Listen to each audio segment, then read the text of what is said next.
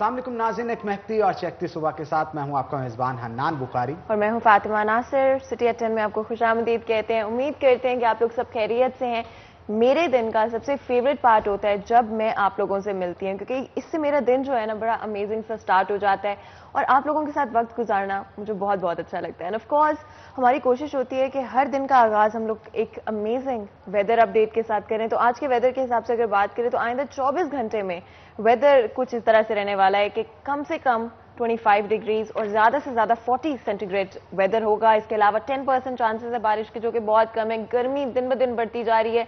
अपने आप को हाइड्रेटेड रखें और सनस्क्रीन लगाना मत भूलें, क्योंकि मुझे अपनी स्किन का ख्याल रखना बड़ा अच्छा लगता है। स्किन केयर बहुत इंपॉर्टेंट है मेरे लिए। तो मुझे नहीं पता आप लोगों को स्किन केयर कितनी इंपॉर्टेंट लगती है, लेकिन हर किसी को अपनी स्किन का ख्याल रखना चाहिए। तो लाजमी तौर पर सनस्क्रीन का इस्तेमाल करें। बिल्कुल, सनस्क्रीन का इस्तेमाल भी करना चाहिए और इसके साथ साथ हाइड्रेट रखने के लिए मुख्तलिफ ड्रिंक्स जो हैं अपने घरों के अंदर तैयार करके लाजमी तौर पे साथ साथ पीते रहें, क्योंकि गर्मी जो है वो दिन ब दिन बढ़ रही है। तो गर्मी को रेजिस्ट करने के लिए बॉडी के अंदर वाटर इनटेक जो है वो बढ़ानी होगी आपको।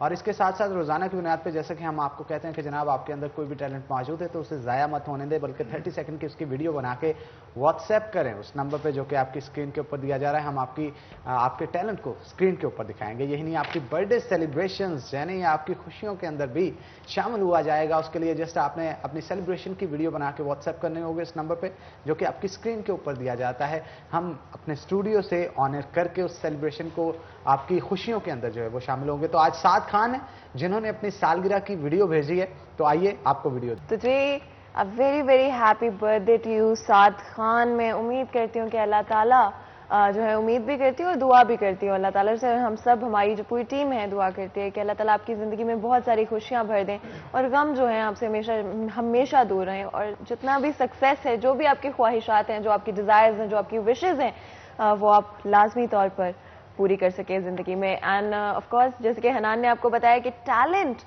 जो है बहुत ज़रूरी है। हमारी कोशिश होती है कि हम आप लोगों को इनकरेज करें अपने प्लेटफॉर्म के थ्रू। कोई ना कोई टैलेंट जो है हम लोग कोशिश करते हैं on a daily basis share करें आप लोगों के साथ, ताकि आप लोग भी इनकरेज और अपने पैशंस को फॉलो करें।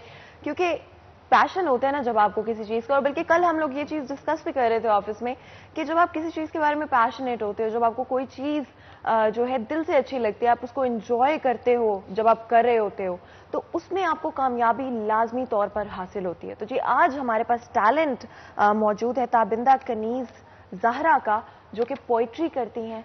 पोइट्री वैसे ही उर्दू ज़ुबान के हवाले से अगर बात करें तो हमारी हिस्ट्री जो है बहुत ही तवील है पोइट्री के साथ। एक कनेक्शन है पोइट्री का उर्दू ज़ुबान के साथ।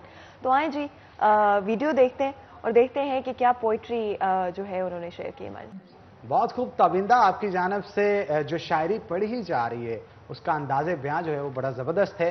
तो हम उम्मीद करते हैं आप इसी तरह से इल्म और अदब के साथ ज़ौक़ जो है अपना जारी रखते हुए मज़ीद इस फ़न को जो है वो तरवीह करें। और आगे बढ़ते हैं जनाब, बात करेंगे अब एक ऐसे अनोखी चीज़ की जो कि पाकिस्तान के अंदर बहुत मशहूर है और ये पाकिस्तान के साथ साथ अब दुनिया भर के अंदर लोगों की अट्रैक्शन जो है वो हासिल करना शुरू हो गई। जी हाँ, मेरी मुराद ट्रक आर्ट से है। जो पाकिस्तान के अंदर ट्रक्स जो हैं वो उसके ऊपर जो ट्रक आर्ट की जाती है उसे बड़ा पसंद किया जा रहा है। चकवाल के अंदर 20 फीट लंबी और 70 फीट चौड़ी जो है एक ट्रक आर्ट वॉल तैयार की गई है। यूएस एम्बेसी इस्लामाबाद की तरफ से इसकी पिक्चर को अपनी वॉल के ऊपर शेयर किया गया है और इसकी खूबसूरती को बयान किया गया है। तो फातिमा, बड़ी ज़बरदस्त चीज़ है ये, तो एक इनोवेशन है और एक क्रिएटिविटी है जो कि सिर्फ और सिर्फ पाकिस्तान के अंदर पाई जाती है। 20 into 70 फीट लंबी जो दीवार है और ये दुनिया की सबसे लंबी दीवार है एट द मोमेंट, जिस पे ट्रक आर्ट जो है की गई है। बहुत ही खूबसूरत है। और आपको पता है कि हर मुल्क की किसी ना किसी तरह से कल्चर जो है कनेक्ट हो जाता है लोगों के साथ, और उसके लिए वो फेमस होना शुरू हो जाता है। वैसे आप देखते हैं ना ट्रक्स जो रोड पे चल रहे होते हैं, एग्जैक्टली, आपको अच्छे लगते हैं? वैसे बहुत खूबसूरत लगते हैं। और मैंने एक्चुअली बहुत सारे फॉरेन लोगों को, बहुत सारे बाहर के लोगों को देखा है कि they actually fall in love with the truck art. और पूरी दुनिया के अंदर अगर आपने देखा हो, ये जो आर्ट पीसेस हैं बहुत ही महंगे तौर पर जो है वो बेचे भी जा रहे हैं, खरीदे भी जा रहे हैं। तो जी अच्छा है कि पाकिस्तान, ऑफ कोर्स बिकॉज हमारी एक तरह से पहचान है, ये पाकिस्तान से ही तो स्टार्ट हुआ है ट्रक आर्ट, तो ज़रूरी है कि हमारे पास कोई ऐसी चीज़ होनी चाहिए कि जो पूरी दुनिया में कहीं और मौजूद ना हो। तो ये जो वॉल है जो चकवाल के अंदर बनाई गई है, ये 20 into 70 फीट लॉन्ग है और दुनिया की सबसे लंबी एट द मोमेंट पर दीवार है। वैसे आपको लगता नहीं फातिमा कि वर्ल्ड वाइड जहाँ पे डिजाइनिंग के कॉम्पिटिशन्स होते हैं, पाकिस्तान की जो ट्रक आर्ट है उसे भी पार्टिसिपेट उस चीज में करना चाहिए? हमें हमारी ये जो कल्चर है इसे प्रमोट करने की जरूरत है। बिल्कुल, और एज एन आर्ट वर्क भी और टूरिज्म के हवाले से भी अगर देखा जाए ना, तो I think that is something जो कि आगे चलते हुए पाकिस्तान की पहचान बन सकता है, एक पहचान बन सकती है, क्योंकि आई एम श्योर कि और बहुत सारी चीजें हैं जो कि हमारे मुल्क की यूनिक हैं और बहुत रेयर हैं और बहुत खास हैं, लेकिन truck art is definitely one of them. जब भी आप किसी और स्पेशली जो कोटेशंस लिखे होते हैं ना ट्रक्स के पीछे, आई थिंक वो इवन और जो है ना चीजों को मजेदार कर देते। ट्रक शायरी मजे मजे की लिखी होती है और शायरी के साथ साथ कोई कहावतें ऐसी लिखी होती हैं कि देखने के बाद बड़ा मजा आता है उसे। तो आगे बढ़ते हैं जनाब, ये तो थी क्रिएटिविटी के हवाले से गुफ्तगू, और कोविड के हवाले से भी थोड़ी सी गुफ्तगू कर लेते हैं, क्योंकि कोविड की वजह से स्कूल और कॉलेज मालिकान बहुत परेशान हैं, टीचर्स हों, बच्चे हों, ये एक पूरा चेन साइकिल है स्टडी का जो कि डिस्टर्ब हो चुका है। I think I need to correct you there, teachers जरूर परेशान है, स्कूल मालिकान जरूर परेशान है, लेकिन बच्चे परेशान नहीं हैं। आई एम प्रीटी श्योर कि बच्चे एक्चुअली पढ़ने वाले बच्चे अभी भी परेशान है जनाब। पढ़ने वाले कुछ बच्चे हाँ जरूर होंगे, लेकिन चले वो अगर हम वो परसेंटेज साइड पर करते तो आप समझ रहे हैं कि मैं कहना चाह रही हूँ कि there are lots of students out there जो कि एक्चुअली एंजॉय करें, लेकिन 80 to 90%। हाँ, और I think and I believe कि बड़ा इंपॉर्टेंट है, एजुकेशन को साथ लेके चलना पड़ता है, आप उसको छोड़ नहीं सकते हो। और बचपन में लग रहा होता है कि क्यों हमें पढ़ना पड़ रहा है, but it's a very important part of life. इसीलिए आज हम ये चीज़ डिस्कस करना चाहते हैं कि लॉकडाउन की वजह से किस तरह से एजुकेशनल इंस्टीट्यूशंस जो हैं, जो कि at the end of the day किसी भी बच्चे की ग्रोथ में एक बहुत बड़ा रोल अदा करते हैं, हमारी सोसाइटी में बहुत बड़ा रोल अदा करते हैं, लेकिन क्या गवर्नमेंट की तरफ से उनको उस तरह का सपोर्ट दिया जा रहा है जो कि उनको इस मोमेंट पे ज़रूरी है? बहुत सारे स्कूल्स हमने, क्योंकि प्रीवियस शोज में भी डिस्कस किया है कि वो बंद होने पर मौजूद हो गए, स्पेशली वो स्कूल्स जो कि लो इनकम एरियाज में मौजूद थे। जो बड़े स्कूल्स हैं, जो प्राइवेट स्कूल्स हैं, वो बड़े आराम से कोविड को निकाल लिया है उन्होंने, क्योंकि उनको फीस में कोई मसला नहीं हो। लेकिन ज़्यादातर लोग जो कि लो इनकम एरियाज में हैं, उन्होंने कोशिश की है हमें फीस ना ही देना पड़े, जब बच्चा स्कूल नहीं जा रहा तो हम फीस क्यों दें, जिसकी वजह से सबसे ज़्यादा उन इंस्टीट्यूशंस को बिल्कुल, और इनको सपोर्ट करने की भी ज़रूरत है। लेकिन इश्यूज मजीद इस तरह के कौन कौन से हैं, कब तक हल होंगे, क्या स्ट्रेटजीज कॉलेजेस की तरफ से बनाई गई है, इसके मौजू पे हमने गुफ्तगू करने के लिए आज खास तौर पे दावत दे रखी है। हमारे साथ चौधरी मोहम्मद यूसुफ साहब भी मौजूद हैं जो कि रीजनल डायरेक्टर हैं स्पिरिट कॉलेजेस के। सर वेलकम करते हैं आपको शो के अंदर, और उनके साथ साथ हमारे सीनियर रिपोर्टर खूबसूरत सुमाइल के साथ जहांगीर अशरफ हमारे साथ मौजूद है। तो जहांगीर, आपको भी वेलकम करते हैं शो के अंदर। पहले चौधरी मोहम्मद यूसुफ साहब की तरफ चलेंगे, उनसे गुफ्तगू का आगाज करते हैं। सर, क्या कहेंगे आप, मौजूदा जो सूरत हाल चल रही है, बच्चों की पढ़ाई का हर्ज बहुत ज़्यादा हुआ, और ख़ास तौर पे ऐसे कॉलेजेस जो कि टॉप ऑफ द लाइन हों, और उनकी कोशिश होती है कि कंपटीशन एक चल रहा होता है कि बोर्ड के एग्जाम्स के अंदर उनके बच्चे मार्क्स ज़्यादा से ज़्यादा लेके आएँ, और एक स्टैंडर्ड बिल्ड किया होता है उन्होंने। लेकिन कोविड की वजह से क्लासेस ना होने से बहुत सारा पढ़ाई का हर्ज भी हो रहा है, क्या कहेंगे इस हवाले से? बिस्मिल्लाहिर्रहमानिर्रहीम। सबसे पहले मैं सिटी 41 का शुक्रिया अदा करता हूँ, एक बड़े अहम मौजू पे आज हमने ये शो रखा, और बल्कि पिछले काफ़ी अरसे से एजुकेशन और कोविड के हवाले से आप लोग ये शो कर रहे हैं, तो मैं आपको इसका खराज तस्लीम पेश करता हूँ सिटी 41 की पूरी टीम को। तालीमी इदारे और कोविड के हवाले से अगर बात करें, बातें इतनी हैं कि शायद टाइम कम है, लेकिन मैं कोशिश करूँगा कि टू द पॉइंट वो बातें करें जो इस वक्त सबसे अहम तरीन हैं।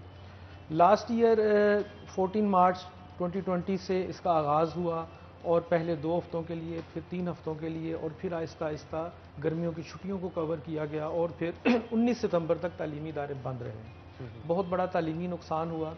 यहाँ एक बहुत बड़ा अहम पॉइंट जिस पे मैं आपका फोकस करना चाहता हूँ, ये कि बहुत सारे लोग ये समझ रहे हैं कि तालीमी इदारों का माली नुकसान हो रहा है। इसमें कोई दूसरी राय नहीं है, हो रहा है, लेकिन इससे बड़ा भी एक नुकसान हो रहा है, वो तालीमी नुकसान है। कि मैं आपको एक मिसाल से समझाता हूँ, अगर एक बहुत अच्छा प्लेयर है क्रिकेट का, उसको ग्राउंड में जाने की इजाज़त ना दी जाए और उसको 1 साल या 10 माह के लिए ग्राउंड से बाहर रखा जाए, और अचानक उसे कहा जाए आप अब बड़ा टूर्नामेंट खेलने जाएं, तो उसकी परफॉर्मेंस नहीं होगी, अनफिट होगा उस गेम के लिए, उस टूर्नामेंट के लिए। इसी तरह स्टूडेंट्स को उनकी जो प्रैक्टिसिंग प्लेस है, लर्निंग प्लेस है, जिनको हम स्कूल, कॉलेज या यूनिवर्सिटीज़ कहते हैं, उनसे दूर कर दिया गया। पिछले तकरीबन 14 मंथ गुजर चुके हैं, इनमें 55 से 60 दिनों के दरमियान नेट अगर हम वर्किंग डेज काउंट करें तो वो तालीमी इदारे ओपन हुए, और वो भी मुसलसल नहीं, ब्रेक्स के साथ। तो बच्चे जो हैं इस वक्त तालीमी सेशन से, अपने एकेडमिक से काफ़ी ज़्यादा दूर हो चुके हैं। और एक और बात मैं ये कहूँगा आपको कि शुरू में बच्चों में बड़ी एक्साइटमेंट थी कि घर बैठेंगे जनाब, देर से उठा करेंगे, रातों को जागा करेंगे, नहीं पढ़ेंगे। तो आहिस्ता उनकी वो एक्साइटमेंट और वो उनका जो एक इंटरेस्टिंग फैक्टर था वो दूर हो चुका है। बच्चे भी घर में बोर हो चुके हैं, पेरेंट्स भी परेशान हैं। बहुत सारे पेरेंट्स स्कूलों के मुझे ऐसे मिले, वो ये कह रहे हैं हम अपने बच्चों की इन क्लासेस को, अब जब क्लासेस, रेगुलर क्लासेस का आगाज़ होगा तो रिपीट करवाएंगे, क्योंकि बच्चों ने तो पूरा साल कुछ पढ़ा ही नहीं, बच्चों की वो एकेडमिक लेवल रहा ही नहीं जो होना चाहिए था। उससे अगली बात मैं ये कहूँगा कि ऑनलाइन एजुकेशन सिस्टम फिर मुतारिफ करवाया गया जब रेगुलर या फिज़िकल सिस्टम पे ब्रेक लग गई, लॉकडाउन लग गया। तो ऑनलाइन एजुकेशन सिस्टम स्टार्ट में लग रहा था कि बेहतर है, लेकिन उसके रिजल्ट्स हमें वो नहीं मिले जो फिजिकल और रेगुलर क्लासेस के होते हैं। क्या आपने कभी सुना कि क्रिकेट का कोई टूर्नामेंट ऑनलाइन हो सकता है? क्या कभी सुना कोई फुटबॉल का ऑनलाइन टूर्नामेंट हो सकता है? तो पढ़ाई के ये सारे टूर्नामेंट ऑनलाइन क्यों कर दिए गए? तो ये एक बहुत बड़ा क्वेश्चन मार्क है। और बच्चों की जो एकेडमिक्स हैं वो ऑनलाइन और फिजिकल एजुकेशन का अगर हम कंपैरिजन करें तो इसमें हमें बहुत बहुत बहुत बड़ा गैप नज़र आता है। मैं इस बात को आगे लेके इस तरह चलूँगा कि स्मार्ट सिलेबस मुतारिफ करवाए गए, सिलेबस एफएससी के, मैट्रिक के कोई 40% रिड्यूस कर दिए गए। मैं पेरेंट्स से कहूँगा, मैं हुकूमत में जो लोग हैं उनसे कहूँगा कि क्या एक अच्छा डॉक्टर 55 या 60% सिलेबस पढ़ के बन सकता है? बिल्कुल भी नहीं। एक अच्छा इंजीनियर, एक अच्छा चार्टर्ड अकाउंटेंट, एक अच्छा लॉयर, एक अच्छा सॉफ्टवेयर इंजीनियर कभी भी कम सिलेबस पढ़ के नहीं बन सकते। तो एक तो सिलेबस भी कम किए गए। उससे अगला सितम ये है, अब मैं अपनी बात को इस तरफ लेके आ रहा हूँ, हमारे वो स्टूडेंट जिन्होंने बोर्ड के एग्जाम देने होते हैं, 9th है, 10th है, फर्स्ट ईयर है और सेकेंड ईयर है। अब इनकी पिछले 1 साल में मैंने बताया 55 दिनों के लगभग क्लासेस हुई हैं, फिजिकल और रेगुलर क्लासेस जिन्हें हम कहते हैं, बाकी ऑनलाइन चलती रहीं, लेकिन एग्जाम इनके वो कह रहे हैं हम फिजिकल प्रेजेंस के साथ लेंगे। तो ये खुला तजाद नजर आ रहा है। अगर फिजिकल प्रेजेंस के साथ इनके एग्जाम लेंगे, कल भी ये एक बयान सामने आया हमारे वफाकी वजीर का, उन्होंने कहा एग्जाम इस दफा लाजमी होंगे, बच्चों को प्रमोट नहीं किया जाएगा। तो जरूर लीजिए, अच्छी बात है, लेकिन क्या उन फिजिकल एग्जाम्स के लिए हमने बच्चों को फिजिकल क्लासेस के लिए प्रिपेयर किया? वो तो किया ही नहीं। एक बहुत बड़ा गैप आ गया, बहुत बड़ा गैप आ गया। तो इस गैप का मेरा ये कहना है एज एन एजुकेशनिस्ट, इसके हमें नताइज अगले कई सालों तक, 10 से 15 सालों तक देखने को मिलेंगे। वो किस तरह? अब एक बच्चा मैट्रिक या इंटर करके चला जाता है आगे डॉक्टर या इंजीनियर बनने, ऑनलाइन एजुकेशन की बेस पे, कम सिलेबस की बेस पे, तो वो उस डॉक्टर के कैलिबर का नहीं होगा जिसने रेगुलर क्लासेस पढ़ी होंगी, फिजिकल प्रेजेंस के साथ क्लासेस पढ़ी होंगी। इन दोनों में फ़र्क होगा।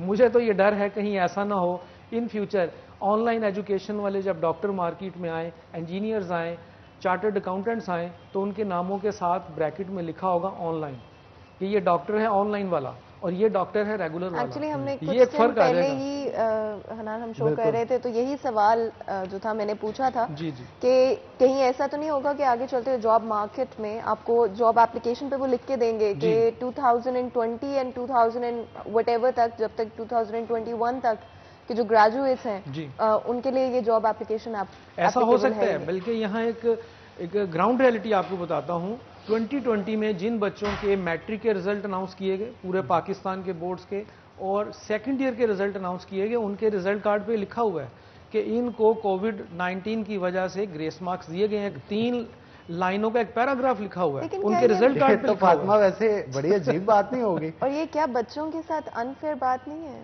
ये बहुत ज्यादा है, जैसा उनका कोई कसूर नहीं है। जी, बच्चों का कोई कसूर नहीं है। अब बच्चे क्या करें कि वो घर में महदूद होके रह गए। अब देखें, स्टूडेंट को अच्छी पढ़ाई भी चाहिए, अच्छा माहौल भी चाहिए, उसको इवन एंटरटेनमेंट भी चाहिए, उसको फिजिकल एक्सर्शन के लिए कोई ग्राउंड, कोई प्ले एरिया भी चाहिए। उन सारी चीज़ों को हमने 14 मंथ से बच्चों को उन चीज़ों से बाहर कर दिया, महरूम कर दिया। तो बच्चे जो है अब घर में बैठ के ना, वो जो है इन चीज़ों से दूर होने से उनकी पर्सनैलिटी पे पॉजिटिव असरात नहीं आ रहे। मैं एक मिसाल आपको दूंगा। काफ़ी साल पहले हमारे कुछ गेम्स का सिलसिला स्टार्ट हुआ कॉलेज में, तो एक स्टूडेंट बड़ा मशहूर था कि वो जी फुटबॉल का बड़ा अच्छा प्लेयर है। तो जब फुटबॉल के इवेंट्स आए बोर्ड लेवल पे, तो हमने टीमें बनानी थी, उनके ट्रायल लिए, तो वो बच्चा बुरी तरह उन ट्रायल्स में फेल हो गया। तो हमने कहा बेटा आपके बारे में तो मशहूर था पूरे कॉलेज में कि आप बड़े अच्छे प्लेयर हैं। तो उसने कहा सर वो प्ले स्टेशन का मैं प्लेयर हूँ, मैं ग्राउंड का प्लेयर नहीं हूँ। तो आज के बच्चे अब ऑनलाइन जो है वो चले गए। तो ऑनलाइन और फिजिकल में एक बहुत बड़ा फर्क है। यानी कि हमारे पास प्ले स्टेशन के तो बहुत सारे प्लेयर्स आ चुके हैं, लेकिन ग्राउंड में खेलने वाले प्लेयर्स जो हैं इस पेंडेमिक में और कोविड के दौरान जो हैं वो कम पड़ गए और मुश्किल में आ गए। जहांगीर की तरफ चलते हैं।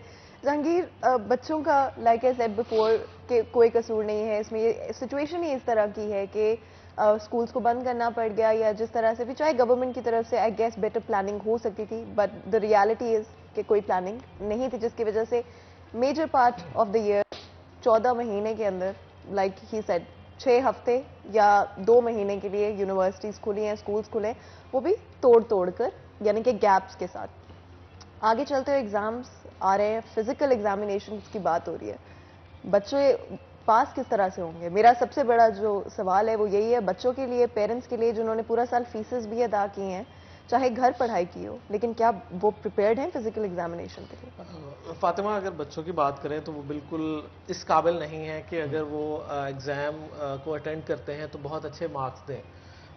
जिन बच्चों ने मैट्रिक में 90% से अबव मार्क्स लिए हैं, अगर उनका भी एग्ज़ाम इस वक्त ले लिया जाए तो मेरा नहीं ख्याल कि वो 70 भी क्रॉस कर सकेंगे। और इसकी एग्जांपल मौजूद है। फर्स्ट फेज़ के बाद बच्चों से स्पेशल एग्ज़ाम लिया गया कि जो बच्चे मार्क्स, जो ग्रेस मार्क्स दिए गए थे, प्रमोट किया गया था, उससे सेटिस्फाई नहीं है, वो आके एग्ज़ाम दे लें। अब देखिए, बच्चों की तैयारी तो कोई नहीं है। जब पहला स्पेशल एग्ज़ाम कोविड के बाद लिया गया तो उसका रिजल्ट आया सिर्फ 18%।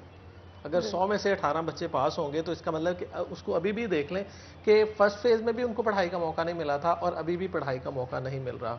और अगर एक साल के 365 दिनों में से सिर्फ आपके 50 दिन, 55 दिन क्लास हुई होगी, हाँ, वो भी इस तरह से कि आपने आज पढ़ा है, आप एक दिन बाद जा रहे हैं, तो तब तक आपके पिछले वाला तो भूल गया आपको। और उसके अलावा गैप आते रहे, 2-2 माह का गैप आ गया, 1 माह का गैप आ गया, और प्रेशर अलग से कोविड का। उसके अलावा अब अगर फाइनल एग्ज़ाम होने जा रहे हैं, उससे पहले, एग्ज़ाम से पहले आपको तैयारी का टाइम चाहिए, और उसके लिए बच्चों को फिजिकल, फैसलाबाद में अभी तक स्कूल कॉलेज नहीं खुले, बच्चे स्कूल नहीं आ रहे, तो एग्जाम डायरेक्ट हो जाएंगे। तो ये वही है कि पबजी खेलने वालों को आप मैदान जंग में बिल्कुल। और यही सबसे बड़ा और मुश्किल आई थिंक जो सिचुएशन है एट द मोमेंट, वो यही है कि बच्चों का क्या होगा, उनका तो कोई कसूर नहीं सारी सिचुएशन में। इसी वजह से हम आज इन्हीं चीज़ों को डिस्कस करेंगे, कोशिश करेंगे कि बहुत सारी ऐसी चीज़ों को मेन स्ट्रीम मीडिया के ऊपर लेके आ सकें, उन इश्यूज़ को जो कि शायद पहले जिनके बारे में बात नहीं की गई। लेकिन उससे पहले एक छोटा सा ब्रेक लेंगे, तो कहीं मत जाइएगा, हमारे साथ रहेगा। Will be right back.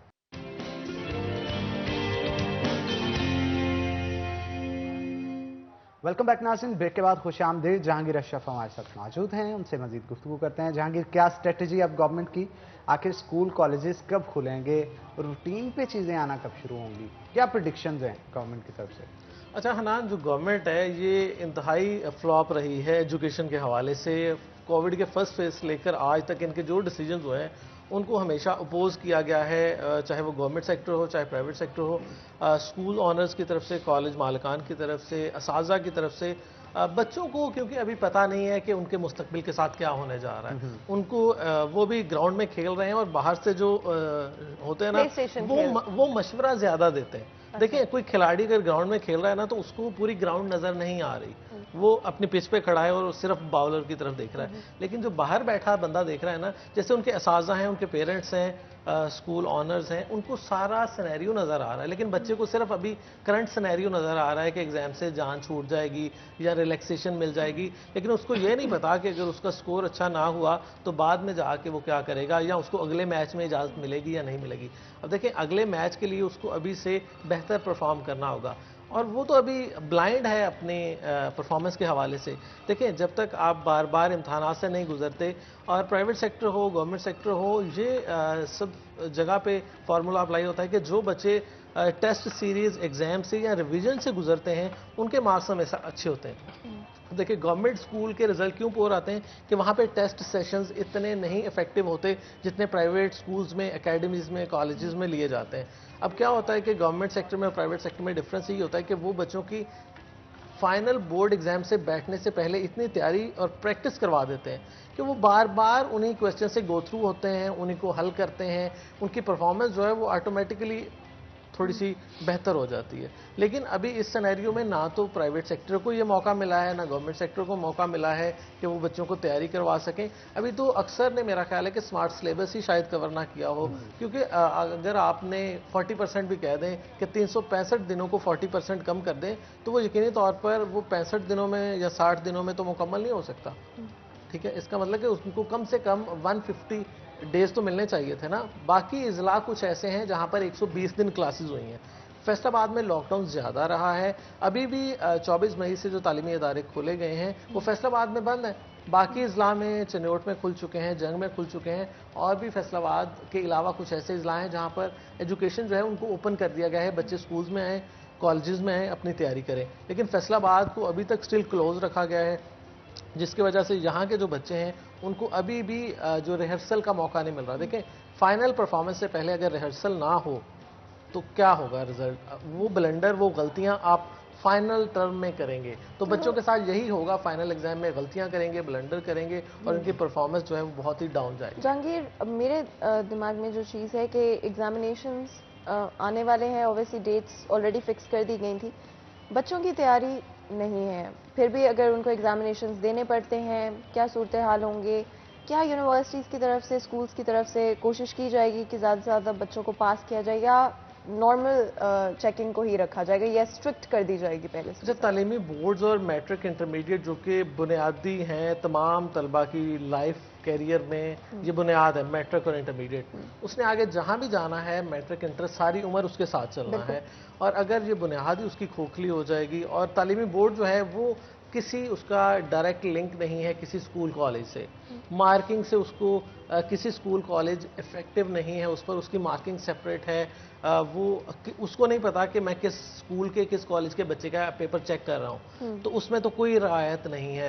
ये बोर्ड अगर कोई अपनी पॉलिसी जारी कर दे वो अलग बात है, लेकिन इसमें वो बिल्कुल न्यूट्रल होते हैं जो एग्जामिनर होते हैं, जो पेपर चेकर होते हैं, तो उनको नहीं पता कि ये किस बच्चे का हम पेपर चेक कर रहे हैं। अगर हम यूनिवर्सिटीज़ के हवाले से बात करें, जो मैं बात कर रही हूँ बैचलर स्टूडेंट्स या मास्टर स्टूडेंट्स की, क्या उनके हवाले से, क्योंकि तब यूनिवर्सिटी की तरफ से या कॉलेज की तरफ से ही पेपर सेट किया जाता है और यूजुअली प्रोफेसर्स ही चेक करते हैं, इवन दो रोल नंबर्स होते हैं और आपको नाम नहीं पता होता स्पेसिफिकली स्टूडेंट्स का, लेकिन फिर भी आपको पता होता है, मतलब पेपर यूनिवर्सिटी ही बनाती है। मैं उस हवाले से भी बात उसमें तो ये बहुत ही आसान है। यूनिवर्सिटी में आपने कभी नहीं सुना होगा कि बहुत ज़्यादा बच्चे फेल हो गए, बहुत ज़्यादा बच्चे रिजल्ट पे एहतजाज पे निकल आए, कभी नहीं सुना होगा। एग्जाम पे ज़रूर निकलते हैं कि हमारे एग्जाम फिजिकल ना ऑनलाइन लिए जाएं, लेकिन यूनिवर्सिटी के रिजल्ट पर कभी स्टूडेंट्स की तरफ से एतराज़ इसलिए नहीं आया कि वही बात है कि अगर मैंने 10 क्वेश्चन पढ़ने हैं एक सेमेस्टर में तो मेरा 10 में से ही क्वेश्चन पेपर आना है। अगर कोविड में मैंने 5 क्वेश्चन पढ़े हैं ना, तो मेरा 5 में से ही पेपर जो है वो लिया जाएगा। तो इसलिए बच्चे और स्टूडेंट की बड़ी वो रिजल्ट के हवाले से, एग्जाम के हवाले से बड़ा उनका पैचअप होता है। अच्छा, वैसे जहांगीर इस हवाले से क्या कहेंगे, खास तौर पे मैट्रिक एंड इंटरमीडिएट के स्टूडेंट्स की बात करें, आगे उन्होंने MBBS में एडमिशन्स लेने होते हैं और आपकी स्कोरिंग उस बेस पे की जाती है, तो अगर अभी रिजल्ट्स जो आएंगे, जिन भी स्टूडेंट्स के जो इम्तिहानात देंगे उनका वो मेरिट नहीं बन पाएगा जो बनना चाहिए, इवन जो लाइक स्टूडेंट्स होंगे वो भी उतने मार्क्स नहीं अचीव कर पाएंगे, तो उसके लिए गवर्नमेंट की क्या स्ट्रेटजी बनाएगी और क्या उनके ओवरऑल जो उनका मेरिट होगा उस पर कितना इफेक्ट पड़ेगा? अच्छा, इफेक्ट तो बहुत ज़्यादा पड़ेगा। ये देखें 2020 में भी इवन एग्जाम भी नहीं लिए गए और प्रैक्टिकल भी नहीं लिए गए। इस साल तो कंफर्म है कि प्रैक्टिकल नहीं होंगे, एग्जाम की जो डेट्स हैं वो शेड्यूल दे दिया गया है। अब देखें, एक बच्चे ने अगर डॉक्टर बनना है उसके प्रैक्टिकल्स नहीं हो रहे, 2 साल से उसने कोई अमली तौर पर तरबियत हासिल नहीं की और डायरेक्ट वो जाएगा अब MBBS में। इससे पहले क्या होता था, मेडिकल के स्टूडेंट्स FSC में ही काफ़ी कुछ वो चीज़ें उनको गो थ्रू कर लेते थे फिजिकली और प्रैक्टिकली। देन नंबर्स प्रैक्टिकल्स के किस तरह से मिलेंगे? वो अब मार्किंग होगी सिर्फ थ्योरी बेस पे। यानी जितनी परसेंटेज वहां से होगी उतने परसेंटेज उनको प्रैक्टिकल के दे दी जाएंगे। लास्ट ईयर भी मैट्रिक इंटर को इसी तरह से मार्क्स दिए गए।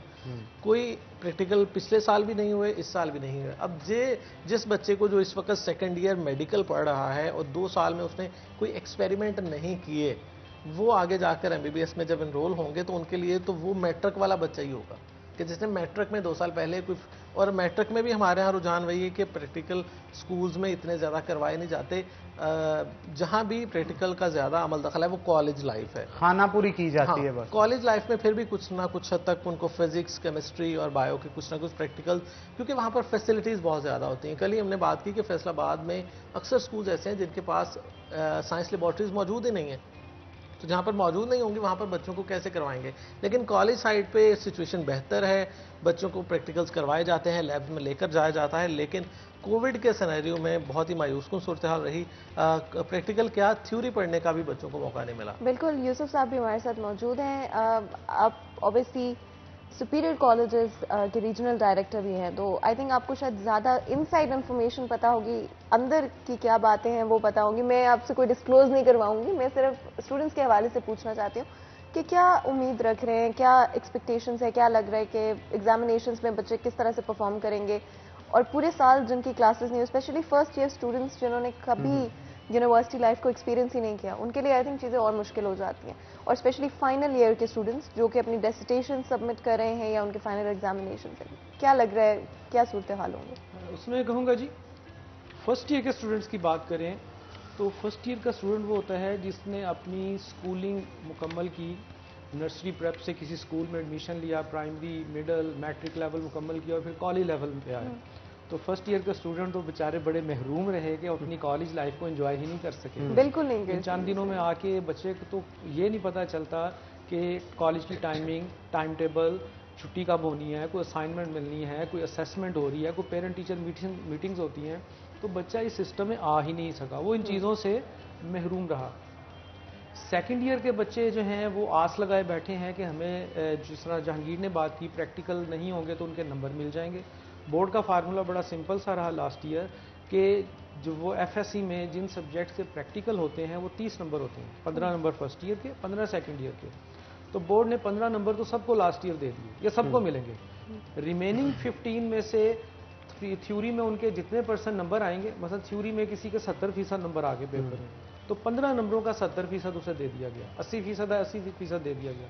तो बच्चों के प्रैक्टिकल में बहुत अच्छे नंबर आ गए, और फिर बेस क्या है, 0। प्रैक्टिकल तो किया ही नहीं उन्होंने, एक भी नहीं किया। बच्चों को इवन वर्नियर कैलिपर का पूछ लें, किसी और चीज़ का पूछ लें, उन्हें पता ही नहीं है। क्यों? ये बात एक खुली हकीकत है कि स्कूलों में प्रैक्टिकल उस तरह नहीं करवाए जाते जिस तरह कॉलेजेस में करवाए जाते हैं। अगली बात, SOPs की मैं बात करूंगा, ये हम काफ़ी महीनों से ये चिल्ला रहे हैं, ये शोर भी कर रहे हैं कि जनाब तालीमी इदारे ही वो जगह थी, चाहे स्कूल हैं, कॉलेज हैं, यूनिवर्सिटियाँ थी, जहाँ practically in true letter and spirit corona के जो SOPs हैं वो इम्प्लीमेंट करवाए जा रहे थे, जेन्युइनली करवाए जा रहे, इसमें कोई मुबालगा आराई नहीं है। उन्हीं को बंद कर दिया गया।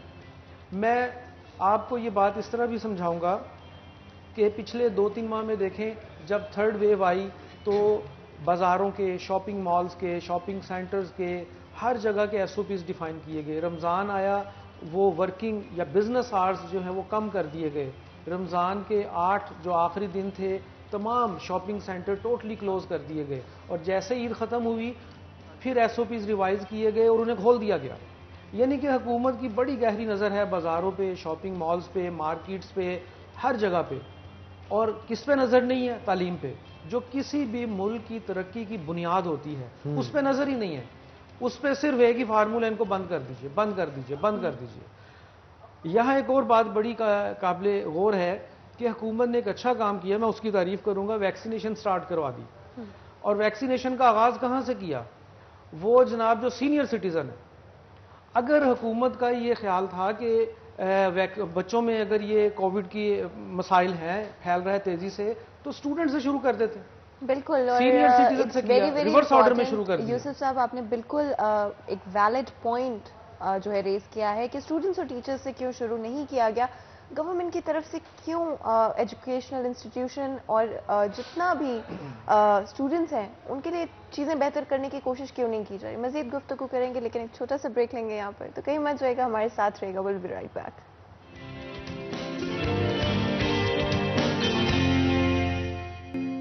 वेलकम बैक नाज़रीन। ब्रेक के बाद खुशामदीद। चौधरी मोहम्मद यूसुफ साहब हमारे साथ मौजूद हैं, उनसे मज़ीद गुफ्तगू करते हैं। सर, बहुत सारे गुफ्तगू की हमने कोविड के हवाले से, मसाइल के हवाले से, अब थोड़ा इनलाइटेड मूड के ऊपर गुफ्तगू करते हैं।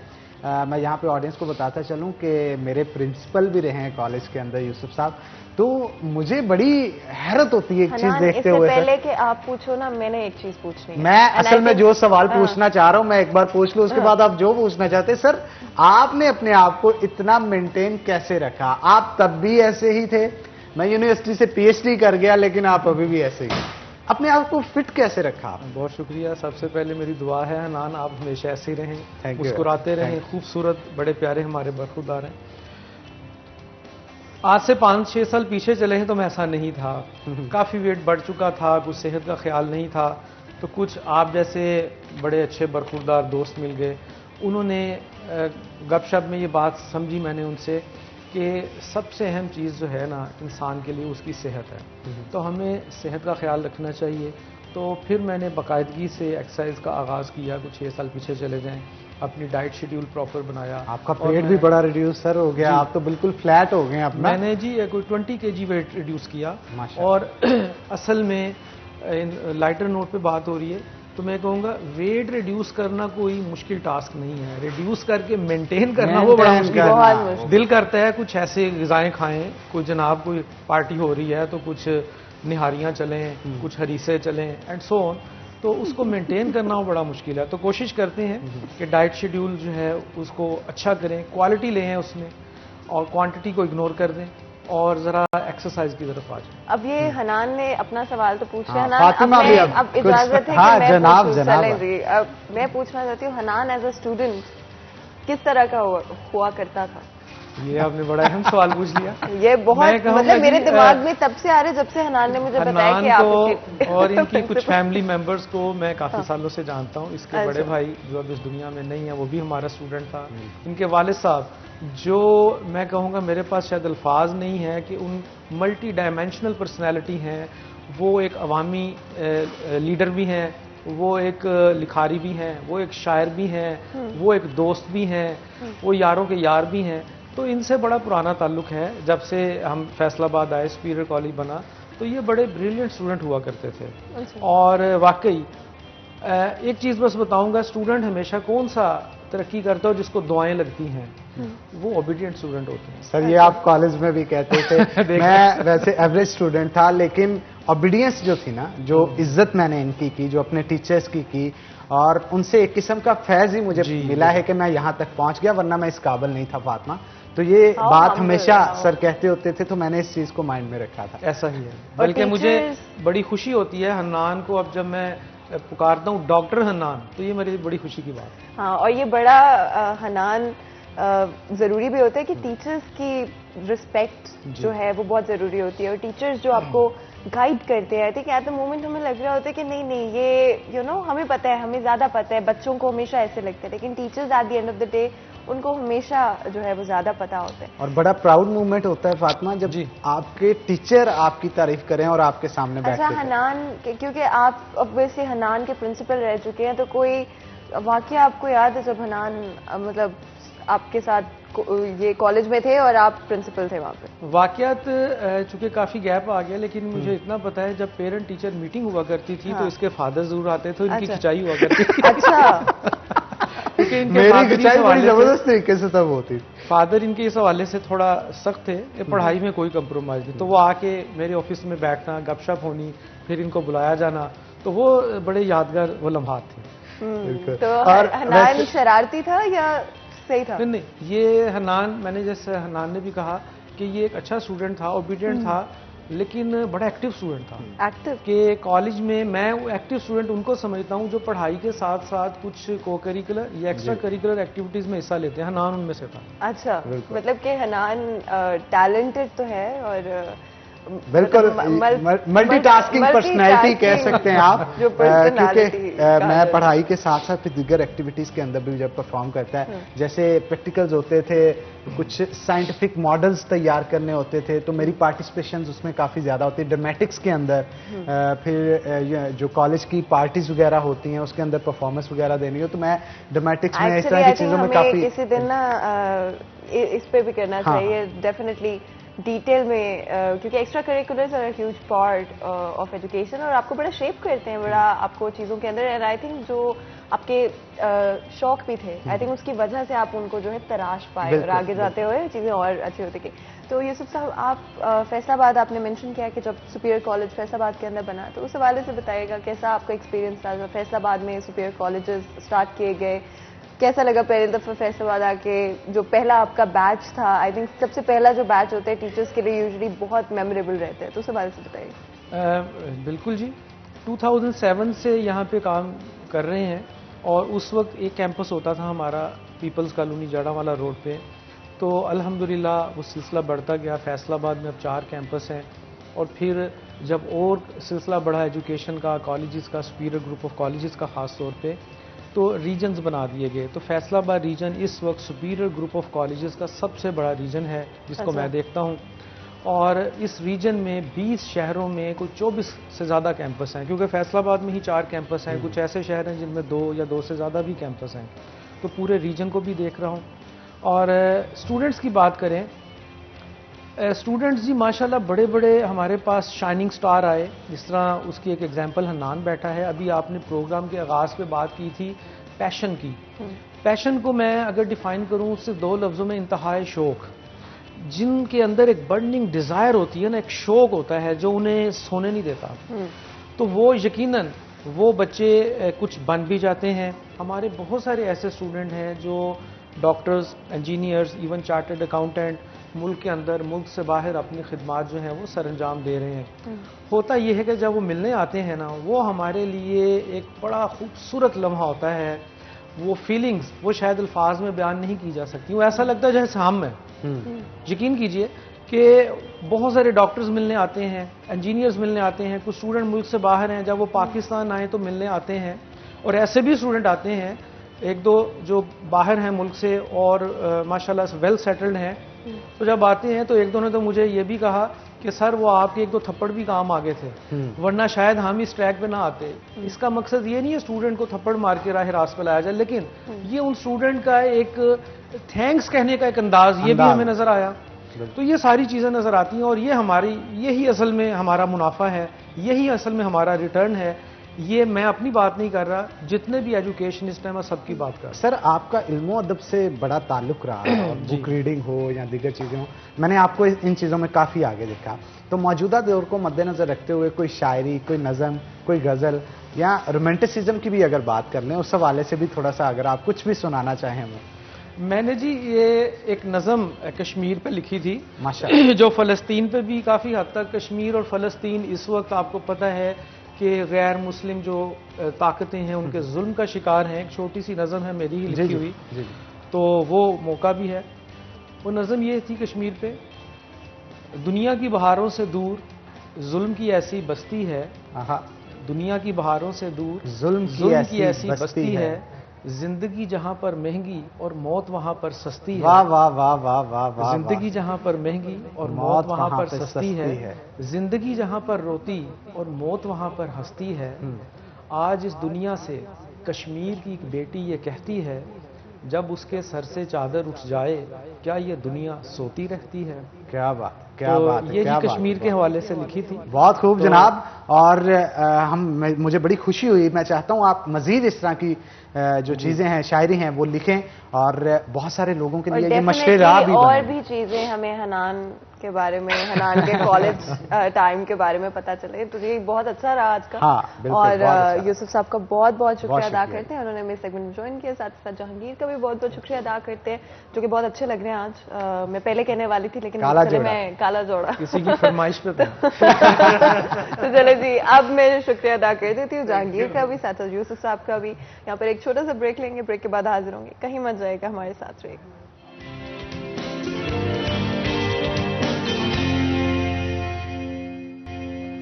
वेलकम बैक नाज़रीन, ब्रेक के बाद खुश आमदीद। अगर आप चाहते हैं कि आपकी पर्सनैलिटी बेहतरीन हो तो उसके लिए आपकी ड्रेसिंग और हेयर स्टाइल ज़बरदस्त होना चाहिए। मेरा hair style prime hair club की तरफ से बनाया गया, जबकि ड्रेसिंग जो है वो डैन स्टीवन बाय साहब जी की तरफ से की गई। अगर आप ज़बरदस्ती शॉपिंग करना चाहते हैं, फॉर्मल सेमी फॉर्मल, उसके लिए आपको डैन स्टीवन की शॉप जो कि सायरा मॉल फर्स्ट फ्लोर पर मौजूद है, वहाँ पे जाके परचेजिंग आप ज़बरदस्त से शूटिंग की कर सकते हैं। तो आगे बढ़ते हैं जनाब, हमारा किचन का सेगमेंट है, लेकिन आज किचन में हम फातिमा क्या बनाने जा रहे हैं? हनान, आपको पता है कि हमारी कोशिश होती है कि हमारे किचन में जितनी भी चीज़ें तैयार की जाएं वो यूजुअली जो है आप लोगों का काम आसान कर दें। तो जी, आज हमारे किचन में हम लोग स्पेशली चाय तैयार करने वाले हैं, और हमारी जो फेवरेट चाय है वो डियर टी है। इसी वजह से आज हम वो तैयार करेंगे यहाँ पे। सिर्फ अभी हनान मैं आपके और मेरे लिए बना रही हूँ, जो कि मुझे पता है कि बहुत सारे हमारे ऑफिस में जो लोग हैं वो लोग हमसे नाराज होने वाले हैं, लेकिन फॉर नाउ सिर्फ मेरे और हनान के लिए चाय बनने वाली है। और फिर बाद में अगर भी तो है ना, उनके लिए भी तो बनाएंगे। चलिए हम कॉम्प्रोमाइज कर लेंगे। चले हम कॉम्प्रोमाइज कर लेंगे। बल्कि एक्चुअली हनान आपने बिल्कुल सही कहा, क्योंकि हमारे गेस्ट जो हैं वो स्टूडियोज में आने ही वाले हैं। तो ये जो चाय के कप है मेरे ख्याल है ये उनके लिए बनते हैं। हमारी खैर है हनान, हम बाद में पी लेंगे। अभी हम अपने गेस्ट के लिए चाय बनाएंगे, डियर टी तैयार की जाएगी। तो सबसे पहले जी जल्दी से ना पहले चूल्हा ऑन कर लेते हैं, क्योंकि चूल्हा ऑन किए बगैर ना कोई भी चाय जो है वो तैयार नहीं की जा सकती है। डियर टी की बात करें तो देयर इज अ रीजन कि मुझे और मेरी जो प्रेफरेंस है वो डियर टी की है, बिकॉज चाय तो बहुत जरूरी होती है, लेकिन you need to have the right tea, क्योंकि वो ब्लेंड परफेक्टली होनी चाहिए। चाहे आपकी पसंद दूध पत्ती हो, चाहे आप कड़क चाय पसंद करते हो। हमारे ऑफिस में बहुत सारे लोग हनान प्रेफर करते हैं कि थोड़ी कड़क चाय होनी चाहिए, बिकॉज आपने मॉर्निंग शो के लिए हमें काफी सुबह उठना पड़ता है हनान। तो कोशिश होती है, ऑफ कोर्स हमारी पूरी टीम होती है, सिर्फ हम दोनों नहीं होते, हमारे कैमरामैन, उसके अलावा हमारे प्रोड्यूसर्स, हमारी पूरी एक टीम है जिसकी वजह से हमारा ये जो शो है वो मुमकिन होता है।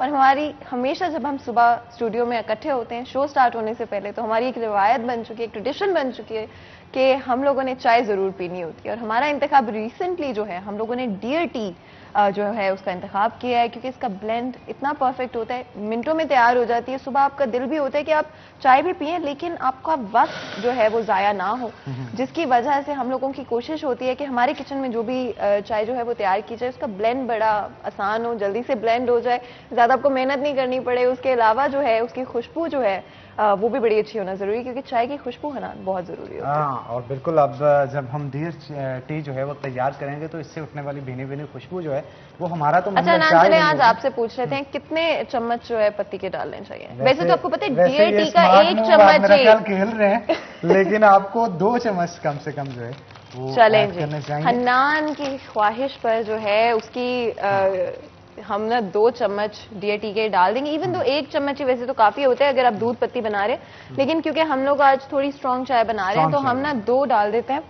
और मेरे ख्याल है ये थोड़ी सी और डाल लेते हैं, बिकॉज हमारी कोशिश होती है कि थोड़ी तेज होनी चाहिए ना, मतलब थोड़ी तेज होनी चाहिए, जरा कड़क चाय बने। पूरा दिन काम करना होता है तो जरूरी है कि चाय ना कड़क होनी चाहिए, लेकिन आपकी प्रेफरेंस पे डिपेंड करता है। अगर आप लोगों की प्रेफरेंस कुछ और है तो आप बड़े इजीली जो है पानी भी 1 कप ऐड कर लें, क्योंकि 1 कप हमने अगर दूध ऐड किया है तो पानी भी ऐड हनान वो भी अगेन वही बात है कि जो लोग प्रेफर करते हैं कि आपकी चाय में पानी भी हो वो जरूर डाल लें, लेकिन मुझे पता है कि बहुत सारे ऐसे लोग होते हैं जो कि दूध पत्ती प्रेफर करते हैं, तो उन लोगों के लिए नॉर्मल सी बात है। मतलब आप अगर सिर्फ दूध डालना चाहते हैं 2 कप दूध डाल लें आप लोग।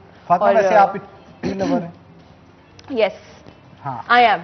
और मुझे मतलब हम लोगों का जो हनान रमजान ट्रांसमिशन हो रहा था तो हमारी ना मतलब आदत बन गई थी रोज चाय बनाना, और वही चीज मुझे लग रहा है कि अब हम कंटिन्यू कर रहे हैं, जहाँ पे हम लोगों ने चाय जो है ना वो लाजमी तौर पर हमने तैयार करनी होती है। और हमारा इंतखाब डियर टी बहुत सारी वजूहात की वजह से है। बिल्कुल, हमारी मतलब आपको कोई चाय पसंद आती है तो उसकी कोई वजह भी तो होनी चाहिए, और ऑफ कोर्स जब आप अपने ऑडियंस को बता रहे हैं कि आप ये वाली चाय ट्राई करें तो definitely we have to make sure, हमारी रिस्पॉन्सिबिलिटी होती है कि वो आप लोगों की सेहत के लिए बहुत अच्छी हो, आप लोगों की इम्यूनिटी के लिए भी बहुत अच्छी हो, क्योंकि कोविड के टाइम में बहुत ज़रूरी है कि आप अपनी बॉडी को जो है हेल्दी रखें, फिजिकली हेल्दी रहे, मेंटली हेल्दी रहे, जिसकी वजह से हम लोगों का इंतखाब DRT है। हम लोगों की कोशिश होती है कि डिपेंड करता है, कुछ लोग ज़्यादा चाय पीते हैं, वैसे मैं हनान आपको पता है 2 कप तो मेरे लाजमी होते हैं जितनी देर हम ऑफिस में होते हैं। और खास तौर पे DRT के हवाले से यहाँ पे गुफ्तगू करें तो DRT की जो पत्तियां हैं वो खास तौर पे ऐसे बागात से चूज की जाती हैं कि उनसे बनने वाली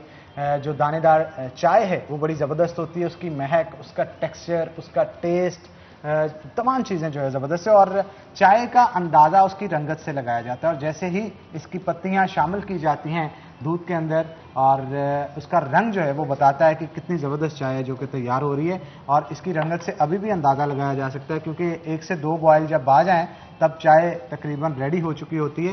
तो अभी 1 बॉयल आ गया है, फातिमा इसको अच्छे से मिक्सअप कर रही है। तो आज बड़ी ज़बरदस्त चाय फातिमा के हाथ की पीने की हमें मिलेगी। लेकिन हनान, आपको अगर याद है तो ये जो चाय के कप है वो हमारे गेस्ट के लिए हैं, और हम लोग डेफिनेटली एक दफ़ा जब ये शो ख़त्म हो जाता है, मॉर्निंग शो, उसके बाद लाजमी तौर पर हमारी जो सिटी 41 की पूरी टीम है, हमारी मॉर्निंग शो की जो टीम है, उनके लिए लाजमी तौर पर चाय जो है वो तैयार की जाएगी। और हनान, आप और मैं ही बना रहे हैं। जी जी जरूर। और हनान, आपने बहुत ही अच्छे तरीके से एक्सप्लेन किया कि कि कितनी सारी खासियत जो है, खूबियां हैं DRT की, जिसकी वजह से बहुत बहुत ज़रूरी है कि आप लोगों का जो इंतखाब है वो DRT होना चाहिए। और लाजमी तौर पर आप लोग ट्राई करें और फिर हमें बताएं कि आप लोगों को किस तरह की लगी है। और ये भी बड़ा ज़रूरी है हनान, मैं लाजमी तौर पर जानना चाहती हूँ कि आजकल लोग जो हैं वो दूध पत्ती ज़्यादा प्रेफर करते हैं या फिर जो है फातिमा, ये तो डिपेंड करता है ना आपके मूड के ऊपर। बहुत सारे ऐसे होते हैं जो ड्राइविंग ज्यादा करते हैं, ऑफिस टाइम उनका बड़ा ज्यादा होता है, तो उनकी कोशिश होती है कड़क चाय बना के पिए। और कुछ लोगों की कोशिश होती है कि खाना खाने के बाद डाइजेशन को इम्प्रूव करने के लिए दूध पत्ती बनाई जाए। तो ये मूड पे डिपेंड करता है। लेकिन टी लवर जो होता है, ऑलवेज अ टी लवर, तो उसको चाय चाहिए होती है, चाहे वो कोई सी भी हो। लेकिन ऊपर से अगर वो DRT से बनी हुई चाय हो तो उससे तो आपका मूड जो है ज़बरदस्त हो जाता है, और इसके साथ साथ सोने पे सुहागा हो जाता है टेस्ट की वजह से। क्योंकि ये कहा जाता है टेस्ट मूड स्विंग्स जो हैं उनको बड़ा ज़बरदस्त तरीके से कंट्रोल करता है। और आज जो हमने DRT तैयार की है उसकी भीनी भीनी खुशबू पूरे स्टूडियो में आ रही है, और मेरा जो है वो मन ललचा रहा है। तो फातिमा, हनान, आप मुझे ये तो नहीं कहना चाह रहे हैं कि इनमें से 1 कप आप लेने लगे? हाँ, 1 कप मैं लेना चाहता हूँ, लेकिन अभी नहीं, क्योंकि अभी तो हमने गेस्ट के लिए तैयार किए। तो गेस्ट जो हैं उनको हम चाय जो है तैयार करके पिलाएंगे, लेकिन एक छोटी सी ब्रेक के बाद। लेकिन अच्छा, अभी हम चाय जो है उसको टेस्ट करेंगे, क्योंकि फातिमा ने मुझे पता था कि हनान इसी तरफ आ रहे हैं। मुझे लग गया था पता कि जैसे ही मैंने चाय डालना शुरू किया कि Hanan wants to taste it. तो लकीली इनफ चाय जो है बन चुकी है। आई एम नॉट, आप थोड़ा टेस्ट करेंगे, क्योंकि मैं जरा चाय कम पीता हूँ और गर्म चाय बिल्कुल भी मुझसे पी नहीं जाती। लेकिन मैं एक सिप लेके, आई am not the best cook और शेफ, क्योंकि मुझे काफी मुश्किल लगता है खाना वगैरह बनाना। तो लेकिन हनान, आई होप कि यू लाइक इट, और अगर आपको नहीं भी अच्छी लगती है तो इट्स टोटली फाइन। ट्राई कर लेते हैं, देखते हैं। चलें जी जनाब, खुशबू के साथ साथ टेस्ट भी इसका और हनान, आपने बिल्कुल सही कहा कि चाय का ना पता आपको चलता है, चाय के ब्लेंड का, और उसकी जो पत्ती है ना उसका आपको तब पता चलता है जब आपका कलर जो हो वो स्ट्रॉन्ग आ रहा हो। और आप देख सकते हैं कि इस चाय का जो कलर है इंतहाई स्ट्रॉन्ग कलर है। और हमने शायद 5 मिनट भी हनान इसको नहीं रखा चूल्हे पर, तो उससे अंदाजा हो जाता है कि कितनी आसानी से और फौरन तरीके से जो है ये पत्ती ब्लेंड होगी। इसके अलावा खुशबू जो है अभी हमने तैयार की है, पूरा स्टूडियो जो है वो महक उठा है। और हमारे गेस्ट हमसे बहुत नाराज होने वाले, तो हनान हमने ब्रेक लेनी है जब, तो ब्रेक के अंदर ना लाजमी तौर पर हम लोगों ने और बनानी है चाय, जो कि हमारे गेस्ट बाद में पियेंगे। और खासियत भी तो इतनी सारी है। ऑफ कोर्स एक चाय के लिए बड़ा जरूरी होता है कि आपकी इम्यूनिटी अच्छी हो, आपकी हेल्थ अच्छी हो, टेस्ट अच्छा हो, ब्लेंड अच्छा हो, और डाइजेशन इंप्रूव हो। बिल्कुल हनान जो है ना, आप फिजिकली फिट भी रहना बहुत पसंद करते हैं, इसलिए इतनी सारी खूबियां जिस चाय में हो, तो हम लोगों का इंतखाब वही चाय तो होगा। तो जी, सिटी 41 का इंतखाब, हमारे मॉर्निंग शो का इंतखाब जो है सिर्फ और सिर्फ DRT है। इसी के साथ हनान ब्रेक लेंगे। चलें छोटी सी ब्रेक लेते हैं। हम लोग ब्रेक में बनाएंगे गेस्ट के लिए भी चाय, तो जी छोटा सा ब्रेक लें, तो हम वापस आते हैं। कहीं मत जाएगा, हमारे साथ रहिएगा।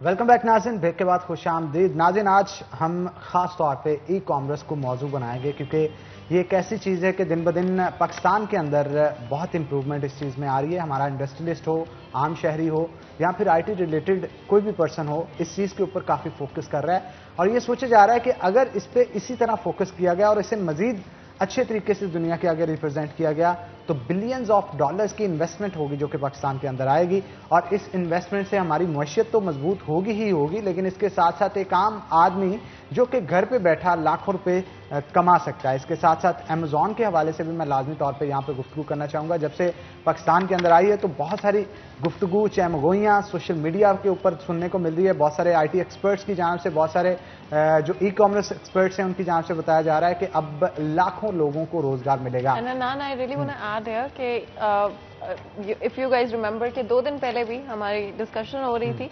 और हम यही बात कर रहे थे कि ई commerce is the future in Pakistan और बड़ा अजीब सा लगता है सुन के बिकॉज 1-2 साल पहले तक शायद हम सोच भी नहीं सकते थे कि Pakistan could come to a point जहाँ पे e commerce would be the future because कोई ऑनलाइन रिटेलर्स को ट्रस्ट नहीं करता था, कोई ऑनलाइन अपनी चीज़ों को अपने स्टोर को लाना नहीं चाहता था। But today we stand at a point जहाँ पे पाकिस्तान में अमेजॉन आ रहा है, उसके साथ साथ people are really moving towards e commerce and शायद कोविड का भी इसमें कोई ना कोई हाथ रहा होगा, but we are looking at a Pakistan जहाँ पे e commerce is the future. इसी वजह से आज हनान हमने अपने स्टूडियोज में बहुत ही खास मेहमान जो है उनको बुलाए हैं और मैं चाहूंगी कि अगर आप तारुफ करा दें उनका। जी जनाब, आज हमारे साथ ई कॉमर्स एक्सपर्ट और बिटकॉइन और जितनी भी क्रिप्टो करेंसी है उनके एक्सपर्ट भी हमारे साथ मौजूद हैं। मेरी मुराद मियां उस्मान रिफत से, तो जनाब आपको वेलकम करते हैं शो के अंदर।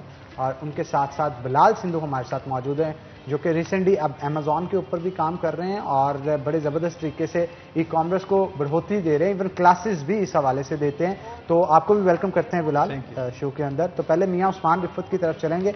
मियां साहब, क्या फ्यूचर देख रहे हैं आप इन अपकमिंग वीक्स और मंथ्स के पाकिस्तान के अंदर, किस तरह से अमेजॉन जो है वो फ्लरिश करेगी और ई कॉमर्स स्पेशली अगर बात करें कितने ऑर्डर्स हैं जो कि ई कॉमर्स के जरिए लिए जाएंगे, कितने बिलियंस ऑफ डॉलर्स की इन्वेस्टमेंट होगी जो कि पाकिस्तान के अंदर आएगी? देखें, एक्चुअली जो ई कॉमर्स है हमारे ऑल ऑफ द वर्ल्ड जो है मोस्टली 80% जो ई कॉमर्स के थ्रू काम बिजनेस हो रहा है। जैसे ही मैडम ने बताया कि अभी हमारे यहाँ पे तो अभी लोगों को अवेयरनेस नहीं है ई कॉमर्स की ज़्यादा। जब ये कोविड आया, कोविड से पहले जो लोग ऑनलाइन काम कर रहे थे तो उनको तो बहुत बड़ी मार्केट मिलेगी, वो ज़्यादा अच्छा वो काम कर सके, बल्कि पहले से ज़्यादा कई गुना ज़्यादा उन्होंने अपना जो वो पैसे बनाए हैं। तो अभी भी जो लोग हैं, अभी लोग आहिस्ता आहिस्ता लोगों को अवेयरनेस आ रही ई कॉमर्स पे। पहले क्या था, हमारे यहाँ पे दराज पे लोग काम करते थे या और लोकल जो थी जो ई कॉमर्स के प्लेटफॉर्म वो यूज़ करते थे। अमेजोन का ये फ़ायदा है कि हमें, आपको पता है बहुत सारे लोग इस टाइम अनॉयड भी होते हैं ई कॉमर्स से। वो किस लिए होते हैं कि आप जो प्रोडक्ट जो आप लेते हैं वो क्वालिटी या वो चीज़ उस तरह होती नहीं है जब घर आती है। तो अमेजोन का क्या बड़ा स्ट्रिक्ट उनका होता है, आपने जो प्रोडक्ट ली है उसकी जो उनकी जो क्वालिटी है वो मतलब बहुत ज़्यादा उस पर वो फोकस करते हैं। तो आपको जो है वो बड़े अच्छे तरीके से आप जो प्रोडक्ट मंगवा रहे हैं आपको वही मिलती है। दूसरी इस बात पे पाकिस्तान के लिए कुछ शाइन बात ये हुई है कि पहले हमें जो अपने अकाउंट थे वो बनाने पड़ते थे UK से, अमेरिका से, डिफरेंट कंट्री से। हमारे पाकिस्तान में अलाउ ही नहीं था अमेजोन का अकाउंट। अब क्या है कि अमेजोन का अकाउंट जो है आप यहाँ से कोई भी स्टूडेंट, कोई भी बिजनेसमैन, कोई भी ताजर छोटा बड़ा वो अपने आप को रजिस्टर्ड कर सकता है और करके उसके लिए पूरी दुनिया की मार्केट ओपन है। जैसे हमारा यहाँ पे टेक्सटाइल का है तो टेक्सटाइल किसी ने कोई भी प्रोडक्ट है, पहले होता था आपको बायर्स देखना पड़ता था, आपको यूरोप का, अमेरिका का, एक आप चंद बायर्स होते थे, आपको उनकी मोनोपोली के मुताबिक आपको चलना पड़ता था। आपकी अपनी टेक्सटाइल भी है, उसमें कोई बढ़ोतरी आएगी ई कॉमर्स? जी बहुत फर्क पड़ेगा, बिल्कुल फर्क पड़ेगा। उसमें रीजन ये है कि हमें अमेजोन की वजह से हमें पूरी दुनिया, अमेजोन इस टाइम दुनिया का सबसे बड़ा ई कॉमर्स प्लेटफॉर्म है। उसकी वजह से क्या होता है कि हम सेलर्स, हमारी कोई भी प्रोडक्ट है हमें पूरी दुनिया तक रसाई मिलती है। ठीक है, हमने अपने सिर्फ प्रोडक्ट को, क्वालिटी को मेंटेन रखना है। हमने वहाँ एज ए अपना वहाँ पे हमने जब अमेजोन पे हमने अपने जो प्रोडक्ट को लगाया तो फौरी हमारी प्रोडक्ट सेल हो जाती है। ठीक है, तो बिलाल से भी बात कर लेते हैं इस हवाले से। बिलाल, जरा टेक्निकली बताइएगा कि अमेजॉन के आने से एम्प्लॉयमेंट कैसे जनरेट होगी, लोग घरों पे बैठ के लाखों रुपए कमाएंगे, लेकिन किस तरह से यूटिलाइज कैसे करेंगे? अच्छा, इसके ऊपर थोड़ा सा पहले मैं आपको थोड़ा इसके ऊपर बता दूं कि अमेजॉन है कितना बड़ा। हमारी टोटल एक्सपोर्ट जो है 20 से 25 बिलियन डॉलर है। ठीक है, और अमेजॉन की सिर्फ .com के अंदर जो कि US है, US के अंदर सेल्स अमेजॉन की 400 से 500 बिलियन डॉलर है, जो कि आप देख सकते हैं कि हमारी 25 बिलियन डॉलर एक्सपोर्ट टोटल कहाँ और एक USA में सिर्फ अमेजॉन की सेल कहाँ। तो आप इमेजिन कर सकते हैं कितना बड़ा डोर ओपन हुआ है हमारे सामने।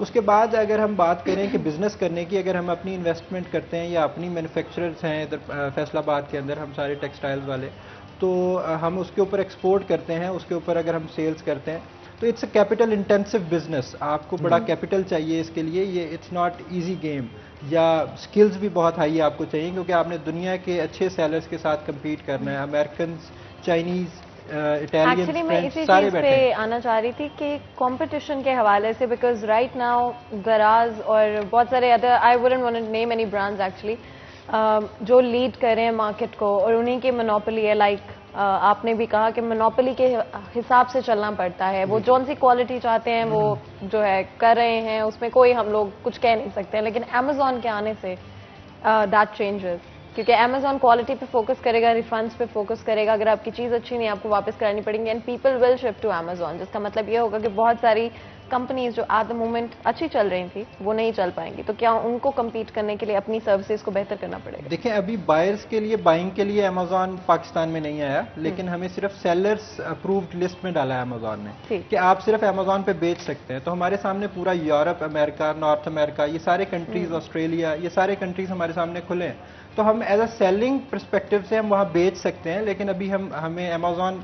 एज अ बायर परस्पेक्टिव से पाकिस्तान नहीं आया। लेकिन हमें अपनी सर्विसेज तो ऑब्वियसली बेटर करनी पड़ेगी, क्योंकि व्हाट आई मीन इज कि अगर कोई सेलर के तौर पे भी अमेजोन पे शिफ्ट होना चाहता है, तो जो चीजें पहले चल रही थी वो तो आप नहीं कर सकते। अगर आप एक compete कर रहे हो मार्केट के साथ, फॉरेन मार्केट के साथ, और चाहे अभी हम लोग बायर की लिस्ट पे ना हो, still it does put us there कि अगर एक कंपनी बाहर अच्छी क्वालिटी की चीजें भेज रही है तो eventually that will come to Pakistan. And अगर हम सेलर लिस्ट में आ गए तो एट सम पॉइंट हम बायर लिस्ट में भी आ जाएंगे, तो कंपटीशन जनरेट होगा। किस तरह से आगे चलते हुए बिल्कुल आप सही कह रही हैं, कंपटीशन एक तो बायर एंड के भी ऊपर जनरेट होगा। अगर अमेजोन फॉर बायर्स भी आता है पाकिस्तान में, तो इसके लिए लोगों को क्वालिटी मिलने लग जाएगी, क्वालिटी प्रोडक्ट्स। अभी लोगों को ई कॉमर्स पे कोई इतना ट्रस्ट नहीं है, अभी एतबार नहीं है कि मंगवाएंगे कुछ और जाएगा। लेकिन अमेजोन के साथ ऐसा नहीं होता। अमेरिका में 56% जो हाउस होल्ड प्रोडक्ट्स हैं, या 56% जो सेल्स हैं, बाइंग होती है कस्टमर कंज्यूमर प्रोडक्ट्स, वो अमेजोन से मंगवाई जाती हैं। 7.5% के करीब जो है वो वॉलमार्ट का हिस्सा है, जो कि सेकंड नंबर पे आता है। तो वॉलमार्ट एक बहुत बड़ा नाम है, लेकिन फिर भी वो सेकंड नंबर पे आता है इन यूएसए। तो इन टर्म्स ऑफ कंपटीशन अगर हम देखें तो कंपटीशन नो डाउट बहुत ज़्यादा कंपटीशन है, और हमें हाई स्किल्स चाहिए अगर बेचना भी है हमने अमेजोन के ऊपर। तो इसके लिए हमें पहले तो सारी चीज़ें सीखनी पड़ेंगी कि हमने किस तरह से बेचना है इसके ऊपर, या सिर्फ इस तरह नहीं है कि हमने लिस्ट कर दिया वहाँ पे और हमारा सामान बिकने लग जाएगा। तो it's very competitive market as well. तो हमें अपनी स्किल्स को भी बूस्ट करना है कि हमने वहाँ किस तरीके से बेचना है। दूसरा अब यहाँ पे यही मैं कहना चाहूंगा, मैं एक आम बंदा हूँ, मुझे नहीं पता कि ई कॉमर्स क्या है, मुझे नहीं पता कि अमेजोन क्या है, इसमें किस तरह से जाके काम करना है। अगर मैं करना चाहता हूँ, मेरे लिए आपकी राय क्या होगी? मैं किस तरह से जाके, हमारी ऑडियंस के लिए क्या राय होगी जो कि MBA जिन्होंने किया है या फाइनेंस के अंदर है, जो IT एक्सपर्ट हैं, वो बिजनेस, हाँ, तो वो किस तरह से जाके उसके ऊपर काम करें? अच्छा, ये आपका बड़ा एक वैलिड क्वेश्चन है। उसके अंदर ये दो तरीके हैं, दो चीज़ें हैं। एक तो अगर तो आपने अपनी सेलिंग करनी है, लाइक आप मैन्युफैक्चरर हैं, वो तो आपको बड़ा कैपिटल इंटेंसिव बिजनेस है, एज आई टोल्ड यू। लेकिन अगर आपने अपनी सर्विसेज ऑफर करनी है, मतलब आप आजकल आप देख रहे हैं कि जॉब्स नहीं मिलती लोगों को, तो आपने अगर MBA किया हुआ है, आप पढ़े लिखे हैं, तो आप इसकी ट्रेनिंग लें, सीखें ये काम किस तरह से करते हैं, ठीक है। उसके बाद सीखने के बाद आप अपनी services through out the world आप अपनी सर्विसेज ऑफर कर सकते हैं। लोग जो सेल कर रहे हैं उनको एम्प्लॉयज़ की भी ज़रूरत है। तो आपको ये नहीं है, आप दुनिया जो है वो बदल गई है। अगर आपने US में जॉब करनी है तो आप इधर बैठ के कर सकते हैं, आपको US जाने की ज़रूरत नहीं है। आपको कोई न्यूयॉर्क से आपको हायर कर सकता है, जिसका काम आप इधर बैठ के ऑनलाइन संभाल सकते हैं। तो ये अपॉर्चुनिटीज़ हमारी यंग जनरेशन के लिए है। आप मिलियंस ऑफ डॉलर्स जो हैं वो रेवेन्यू जनरेट कर सकते हैं अगर आपकी यूथ जो है वो इसके ऊपर आ जाती है और इस काम को सीखना शुरू कर देती है, और उसके बाद अपने एथिकल ग्राउंड्स के ऊपर ये काम करती है। क्योंकि एथिकल ग्राउंड्स भी बड़े ज़रूरी हैं कि अगर हम अपनी एथिक्स को मैनेज नहीं करते और हम समझते हैं जिस तरह हम पाकिस्तानी एनवायरनमेंट में काम कर रहे हैं हम उसी तरह काम करेंगे, उस तरह से काम नहीं होगा। हमें अपने एथिक्स को और अपने स्टैंडर्ड्स को इंटरनेशनली बिल्कुल आपने सही कहा, एथिक्स और स्टैंडर्ड्स के बगैर बिल्कुल भी कोई चीज़ पॉसिबल नहीं होगी। और फॉरेन मार्केट के साथ हमें अगर मैचअप करना है तो हमें अपने आप को और हमारी जो वर्क इन्वायरमेंट है उसे बेहतर करना पड़ेगा, नहीं तो हम फॉरेन मार्केट को कम्पीट नहीं कर पाएंगे। एंड ऑफ कोर्स हमारे साथ उस्मान साहब भी मौजूद हैं। बहुत सारी चीज़ें हैं ई कॉमर्स के हवाले से। I think digital marketing is something जो कि मुझे रिसेंटली बहुत इंटरेस्ट किया। ई कॉमर्स के हवाले से बात करें तो मार्केटिंग बहुत इंपॉर्टेंट है। कोई भी अगर आप ई कॉमर्स की तरफ आप शिफ्ट करने की कोशिश करें, आपको ऑडियंस जनरेट करनी पड़ेगी, और digital marketing is pretty much something जिस पे बहुत सारे लोगों को मैंने जाते हुए देखा है। उस हवाले से बताइएगा व्हाट इज डिजिटल मार्केटिंग, और अगर एज अ बिजनेस पर्सपेक्टिव देखा जाए ई कॉमर्स बिजनेसेस से रिलेटेड तो कितना प्रॉस्परस है, कितने चांसेस हैं कि आगे चलते हुए digital marketing will be at, जो ट्रेडिशनल मार्केटिंग अभी हम देखते हैं जहाँ पे बोर्ड्स लगे होते हैं और फ्लायर्स दिए जा रहे होते हैं, क्या वो खत्म होने की तरफ जा रही है? देखें जी, एवोल्यूशन जो होता है, एवोल्यूशन हर चीज़ में एवोल्यूशन आता है। जिस तरह मार्केटिंग में एवोल्यूशन आया है, अब ई कामर्स में जो हमें जो सबसे ज़्यादा चीज़ सपोर्टिव होती है वो अगर हम अपनी जो है एडवर्टाइजमेंट करते हैं, सोशल मीडिया एडवर्टाइजमेंट है, डिजिटल मार्केटिंग है, उसकी बाकायदा क्लासेस हो रही हैं, बाकायदा उसको आप जितना अंडरस्टैंड करते हैं, फेसबुक हो गया, इंस्टा हो गया, यूट्यूब हो गया, तो उससे आपकी कोई भी प्रोडक्ट है, इवन आपकी किसी प्लेटफॉर्म से नहीं है, आपकी अपनी प्रोडक्ट है, आप उसको एक पेज बनाते हैं फेसबुक पे, यूट्यूब पे चैनल बनाते हैं, इंस्टा पे पेज बना लेते हैं, तो आप जितना चाहें उस पर भी काम कर सकते हैं। तो डिजिटल मार्केटिंग बहुत बड़ा एक सब्जेक्ट है बाकायदा, जिसको लोग सीख रहे हैं, कर रहे हैं, और वक्त के साथ साथ इसमें लोग बहुत तेज़ी से आ रहे हैं। इसी तरह जैसे आप समझ रहे हैं कि अमेज़ोन के अलावा बहुत कुछ है काम करने के लिए। जैसे कि मैं इस टाइम ऑलरेडी मेरा काम बिजनेस चल रहा है, एफिलिएट मार्केटिंग का बिजनेस चल रहा है, उसमें कूपन साइट्स होती हैं, ठीक है। हम यहाँ पाकिस्तान में बैठ के अपनी वेबसाइट बनाते हैं, बना के उसमें दुनिया के जो टॉप 10 जो हैं नेटवर्क्स हैं, नेटवर्क्स मीन जैसे आप गुची है या दुनिया के जितने बड़े ब्रांड्स हैं, तो आप उस पर डायरेक्ट अगर शॉपिंग करने जाएंगे तो आपको वहाँ पे डिस्काउंट नहीं मिलेगा मे बी। हमारी जो वेबसाइट्स हैं उन पे हमें जो नेटवर्क्स हैं जिनको हम साइन अप करते हैं अपनी वेबसाइट्स के साथ, हमें वो देते हैं, हमें वो ऑफर्स देते हैं। उन ऑफर्स को कूपन कहते हैं, कूपन साइट्स। तो हमारी कूपन जो है, ऑफर जो है वो हमारी वेबसाइट पे होती हैं। अब जो लोग डिस्काउंट अब जो लोग हमारी वेबसाइट पर जाकर उसको क्लिक करते हैं किसी भी ब्रांड की इसको लेने के लिए, तो क्या होता है, हमारी वो सेल जनरेट होती है। इसे बोलते हैं एफिलिएट मार्केटिंग, ठीक है। तो इसमें हम जो बच्चे हायर करते हैं, हम उनको वो डेटा एंट्री करते हैं। यहाँ बैठ के हमें पाकिस्तान के बहुत ज़्यादा बेनिफिट है अगर हमें समझा जाए, क्योंकि हमारी लेबर कॉस्ट बहुत कम है, ठीक है। अब हमें बहुत कम सैलरी पे लोग मिल जाते हैं जो फ्रेश हैं बिल्कुल, जिनसे हम डेटा एंट्री करवाते हैं, ठीक है। हमारे जो कोड्स मिलते हैं, जो कूपन्स मिलते हैं, हम उनको अपनी वेबसाइट्स पे एंटर करवाते हैं, और यहाँ बैठ के पूरी दुनिया से हम सेल उठाते हैं। उसमें हम गूगल को पे कर रहे होते हैं, पीपीसी कर रहे होते हैं। तो हम ये है कि हम डिफरेंट वेज में काम कर सकते हैं। हमारी यूथ को अगर पता हो कि हम आईटी में क्या क्या कर सकते हैं, तो आई थिंक एवरी पर्सन जो है वो हज़ारों डॉलर एवरी मंथ कमा सकते हैं। एवरी मंथ हज़ारों डॉलर। $1,000। That's amazing. और एम्प्लॉयमेंट के हवाले से भी I really love to know, and I am sure कि हमारी जो ऑडियंस देख रही है वो भी जानना चाहिए, बिकॉज एम्प्लॉयमेंट एक बहुत बड़ा इशू रहा है हमारे लिए।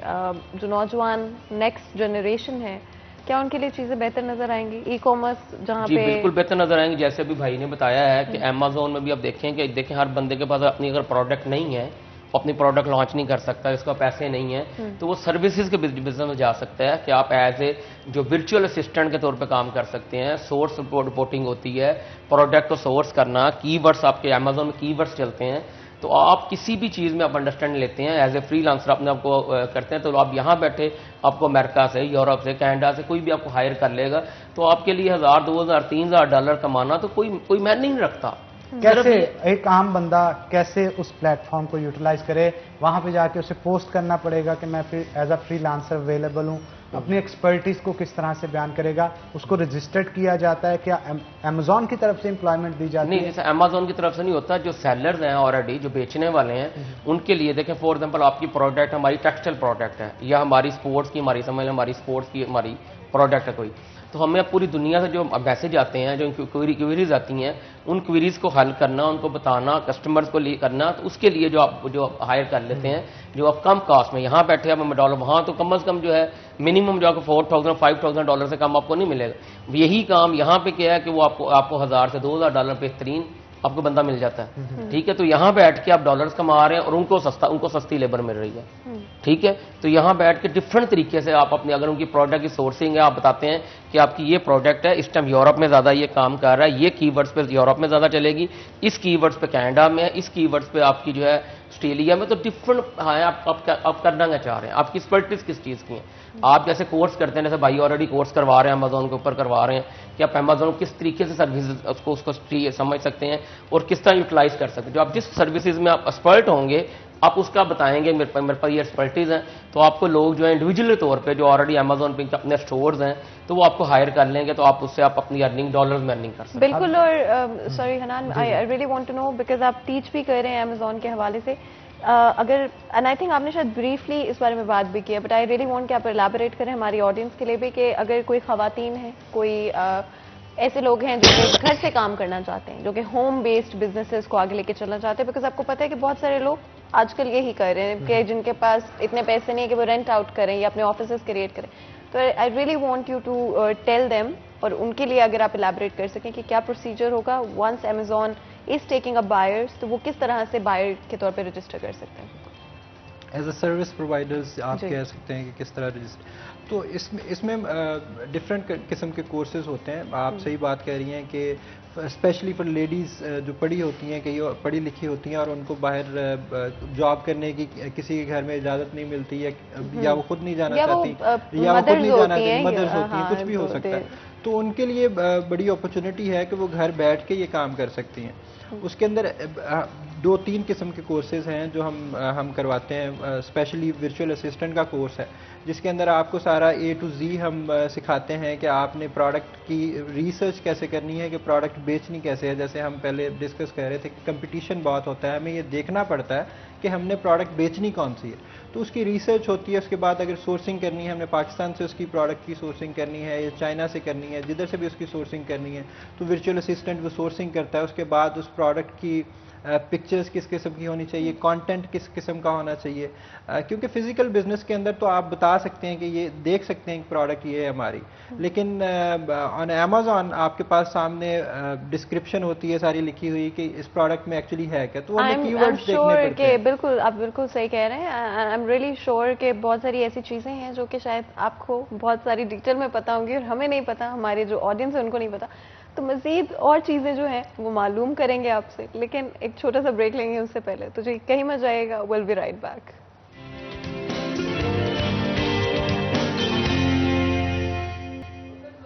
वेलकम बैक नाज़रीन। ब्रेक के बाद खुशामदीद। बिलाल हमारे साथ मौजूद होंगे, मजीद गुफ्तगू उनके साथ करेंगे। तो बिलाल, इन फ्यूचर किस तरह से चेंज आती हुई नज़र आती है आपको, और कितनी एम्प्लॉयमेंट जनरेट होगी विद इन अ ईयर, अगर 1 साल के अंदर बात करें, और कितनी बाहर से इनकम होगी जो कि पाकिस्तान के अंदर आएगी, और वैसे भी जब डॉलर्स की शक्ल में इनकम पाकिस्तान में आएगी तो मेरा ख्याल है मैशियत ज़्यादा मजबूत होगी।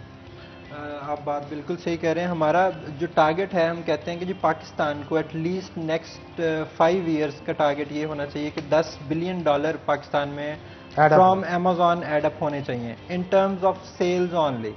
उसके बाद अगर हम सर्विसेज की बात करते हैं, सर्विसेज में तो हम कैलकुलेट ही नहीं कर पाएंगे। फॉर एग्जांपल आप कोई किसी को सर्विसेज दे रहे हैं या मैं सर्विसेज दे रहा हूं, तो हम लोग इसको ट्रैक नहीं कर पाएंगे, क्योंकि काफ़ी लोग घर पे बैठ के लेडीज़ लड़के आजकल की यंग जनरेशन वो कर रही होगी, लेकिन उसका हमें पता ही नहीं होगा कि कितने कह रहे हैं। तो इन एक्यूमुलेटिव नंबर अगर हम बात करें तो $12 बिलियन तकरीबन हमें पाकिस्तान में लेके आना चाहिए नेक्स्ट 5 ईयर्स में पर ईयर।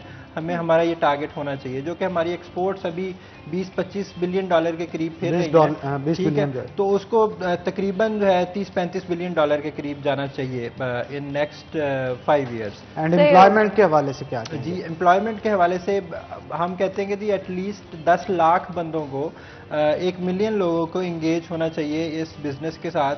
अगर आप कहते हैं कि जी कंपटीशन आ जाएगा या बहुत सारे लोग ट्रेन हो जाएंगे तो उसके बाद जॉब्स नहीं मिलेंगी, तो ऐसा सच नहीं है। पूरी दुनिया में जॉब्स ओपन है, आपने सिर्फ पाकिस्तान में जॉब नहीं करनी है, आपने सर्विसेज पाकिस्तान के अंदर नहीं देनी है, आपने यूएसए में देनी है, आपने कनाडा में देनी है, आपने पूरा यूरोप आपके लिए खुला है, तो पूरी दुनिया आप लोगों के लिए खुली है। आपको स्किल्ड होना चाहिए, काम की कमी नहीं है दुनिया में। मतलब it's actually very good to know कि एम्प्लॉयमेंट के हवाले से आई थिंक बहुत सारे लोग बहुत खुश होंगे ये बात सुन के कि एम्प्लॉयमेंट जो है बहुत अच्छी होगी इस एक स्टेप से, जिससे आगे चलते हुए और बहुत सारी अपॉर्चुनिटीज़ ओपन हो जाएंगी। E commerce is the future in Pakistan, which is absolutely amazing.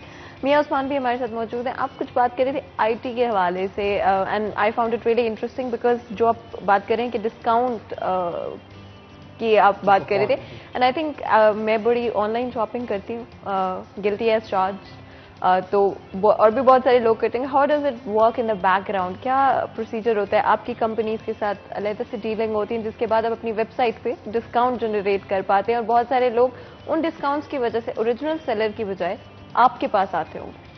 देखिए, इसमें एक्चुअली फिलहाल तो ये है कि हमारा जो मोस्टली 90 मोर देन 90 बल्कि अगर 99% जो हमारा बिजनेस है वो टोटल अमेरिका, यूरोप और कनाडा उनके साथ है. उसकी रीज़न क्या है कि जितने बिग ब्रांड्स हैं जिनकी इस टाइम सेलिंग बहुत ज़्यादा है, देखिए हमने तो अगर as a business point of view से लेंगे तो हम उसी मार्केट कवर करेंगे जिस मार्केट में ई कॉमर्स का बहुत ज़्यादा रुझान है.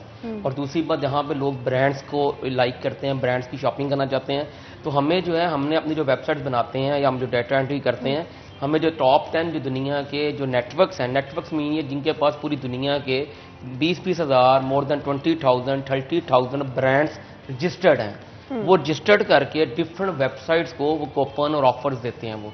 वो ऑफर्स हम अपनी वेबसाइट पे लगाते हैं. तो क्या है कि हमारे जो शॉपिंग जो लोग करते हैं, वहाँ जब लोग शॉपिंग करते हैं उनको वो जैसे गुची का मैंने आपको बताया, गुची हो गया, नाइकी हो गया. ऑफर्स आप ही को क्यों देते हैं? मतलब डायरेक्ट कोई बंदा उस ऑफर को अवेल क्यों नहीं कर सकता? देखिए, आप डायरेक्ट नहीं, ऑफर जो हमें जो देते हैं वही ऑफर्स हम जो है ना मासेस के लिए अपनी वेबसाइट पे लगाते हैं. वहां पे सेल, वहां जो फायदा उठाना है वो मासेस ने उठाना है. हमने सिर्फ किया हम एक ब्रिज का काम कर रहे हैं. एफिलिएट्स को बोलते हैं, एफिलिएट मार्केटिंग बोलते हैं. एफिलिएट मार्केटिंग के थ्रू जो है हमारी वेबसाइट पर जो लोग आते हैं उनको जो ऑफर्स मिलती हैं वो ऑफर को क्लिक करते हैं और उस वेबसाइट पर जाके शॉपिंग करते हैं, और जो सेल जनरेट होती है उससे हमें इंसेंटिव मिलता है.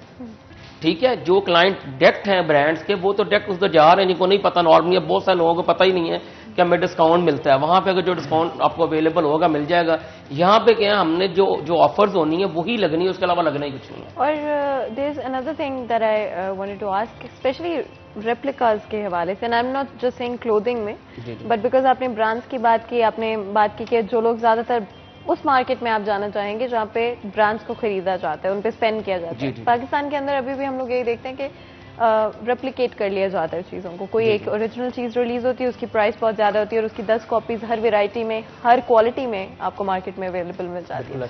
क्या कहेंगे उस हवाले से? कोई यहाँ पर वो सिस्टम ही होना चाहिए कि पेटेंट कर लिया जाए चीज़ों को? देखिए, उसमें दो चीज़ें हैं, ये डिपेंड करता है. देखिए, अमेजोन की मार्केट एक डिफरेंट मार्केट है. ठीक है, उसमें आपको हर तरह की प्रोडक्ट मिलेगी, क्वालिटी वाइज जिस तरह की आप चाहते हैं उस तरह की मिल जाएगी. जो मैं आपको बता रहा हूँ, जो कूपन साइट्स वाला काम है, वो 100% जो बिग ब्रांड्स हैं, जो दुनिया में जिनका एक नाम है, वे वहाँ पे काम हो रहा है. तीसरे नंबर पर आपने जो बात की है, रेप्लिका के वाले से बात की है, ये जो लोग जो हैं, जितने ब्रांड्स हैं और रेप्लिका जो लोग जो बना के वो क्या करते हैं, मोस्टली अपने सोशल मीडिया डिजिटल मार्केटिंग के थ्रू वो अपनी मार्केट कंज्यूम करते हैं. ठीक है, तो आपके पास जो कस्टमर है उसके पास अगर रेप्लिका लेना है तो उसके पास वो प्रोडक्ट भी से मिल जाती है.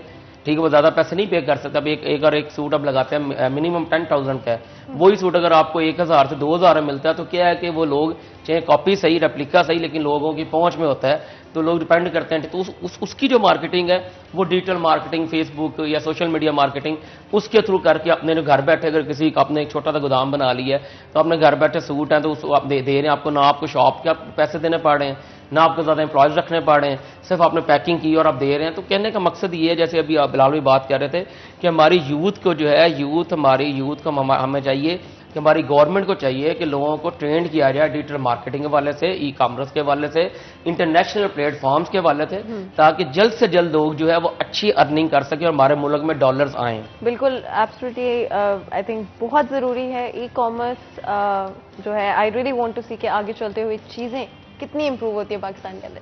अगर मतलब आज का जो डिस्कशन रहा है बहुत ही अच्छा रहा है, बहुत ही फ्रूटफुल रहा है. आई थिंक आप लोगों के लिए भी उतना ही इन्फॉर्मेटिव रहा होगा जितना कि हमारे लिए रहा है. तो जी बहुत बहुत शुक्रिया अदा करते हैं उस्मान साहब, आपका आपने ज्वाइन किया. बिलाल साहब, आपका भी बहुत बहुत शुक्रिया, आपने हमें ज्वाइन किया इस सेगमेंट के अंदर.